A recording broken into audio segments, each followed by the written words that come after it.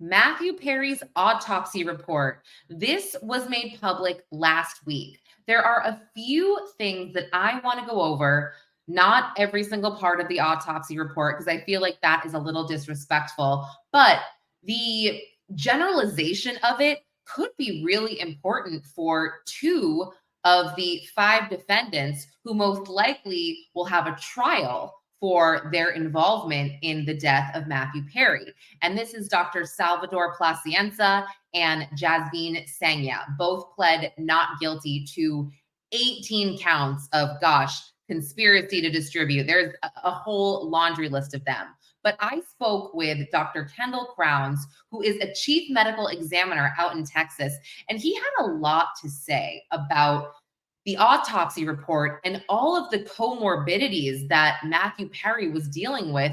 And in his medical opinion, Matthew Perry may not have lived much longer than 5 or 10 years. And I'm definitely not making excuses for any of these humans who enabled him here, because they did take full advantage of him. I want to get that out of the way. But something I want to add before going into the report here is that Matthew Perry in his memoir said that all he wanted to do was help people. And he wanted to be remembered for helping people much more than he wanted to be remembered for acting. So I think this is his way of helping people, getting these people behind bars, namely the doctors, namely the drug dealers here, the people that are distributing these illegal substances on the street, and especially Jasmine. I mean, she killed a guy in 2019, Cody McLaury, and didn't really care. She kept on selling it, and he overdosed the day she gave him the ketamine.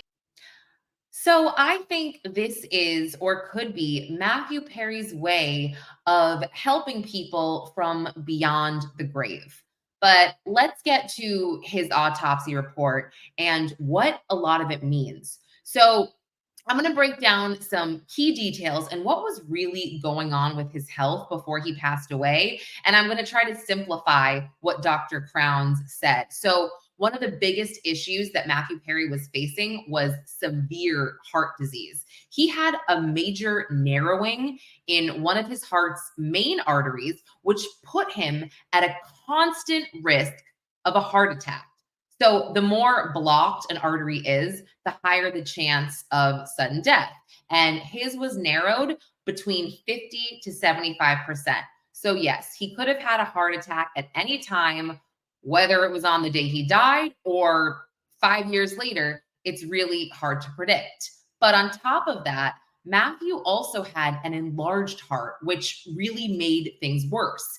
And on top of that, he had diabetes. And if it wasn't well controlled, well, that could have caused a sudden emergency as well. So let's talk about his lungs.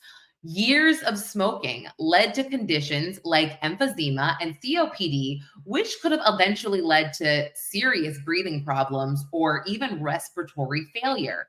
But that probably most likely, per Dr. Crowns, wouldn't have happened for at least another 10 to 15 years, especially if he quit smoking. Now, there was also some damage to his kidneys. Now, it wasn't super severe, but still an increased risk of an early death. And lastly, his BMI. It was in the obese range at the time that he died, which is another factor that could have shortened his lifespan when combined with all of these other issues. So, what does this mean? Even without any drugs involved, Matthew Perry's health was in a really, really dangerous place. I mean, realistically, he could have suffered a fatal heart attack at any moment. And experts like Dr. Crowns really predicted that he maybe would have lived 5, 10 years at most because of these health factors. And again, we're not even factoring in the decades long drug use and the fact that his colon exploded in the early 2000s due to his opioid abuse and his severe liver damage, among everything else. But yeah, so again, Matthew Perry's health was not in a great spot. And I have to think that this is going to be a lot of the defense of Dr. Placienza or Jasmine Sanya. Maybe. Who knows? But however, I wanted to just put that out there along with the fact that Matthew Perry really did want to be remembered for helping people. So that's all I have for now. I'm Lauren Conlin from Pop Crime TV. Thank you for watching.